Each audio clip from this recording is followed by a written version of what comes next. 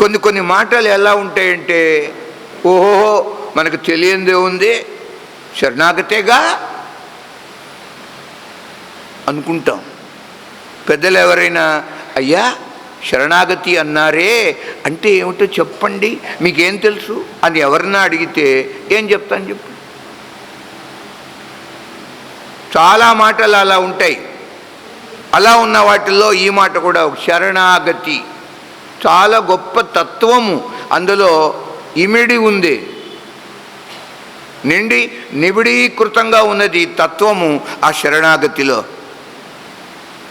దీనికే మరొక పేరు ప్రపత్తి అని కూడా అంటారు. ప్రపత్తి అంటే పాదానికి పై భాగం, కింద అరికాలు అంటాం.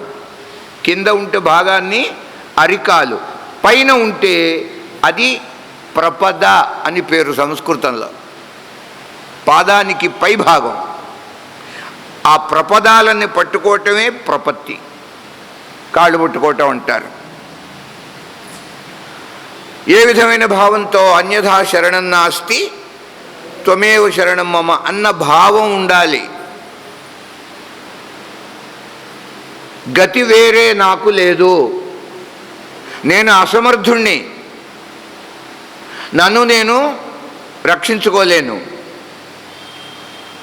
స్వామి నువ్వే నాకు రక్షకుడివి, నువ్వు సర్వసమర్థుడివి, నువ్వు ఏవైనా చేయగలవు, కానీ నాకు ఆ శక్తి లేదు. అట్లాగా ఎవరి పాదాలు పట్టుకోవాలి అంటే సర్వసమర్థుడైన వ్యక్తి పాదాలు పట్టుకోవాలి. అలా పొరపాటుబడి మనకంటే అసమర్థుడైన వ్యక్తిని మనం శరణాగతి పొందితే ఏమిటి ప్రయోజనం? ఒక మంచి పాయింట్, ముఖ్యమైన పాయింట్, శరణాగతిలో మనకంటే అధికమైన శక్తి కలిగిన వాణ్ణి శరణు అనాలే. రాజకీయ నాయకులు ఉంటారు, వారికి బాగా శక్తి ఉంటుంది, రాజకీయ శక్తి, డబ్బు దశకం, మంది మార్బలం, వారి వెనకాల చాలామంది ఉంటారు. అలాంటి వాడి దగ్గరికి వెళ్ళి అన్యాయం ఇట్లా అయిపోయిందయ్యా, నన్ను కాస్త కాపాడు. శక్తి ఉంది వాడి దగ్గర, ఏమి లేని బజార్లో అడుక్కు తినేవాడిది కాళ్ళు పట్టుకుంటే ఏముంది? శరణాగతిలో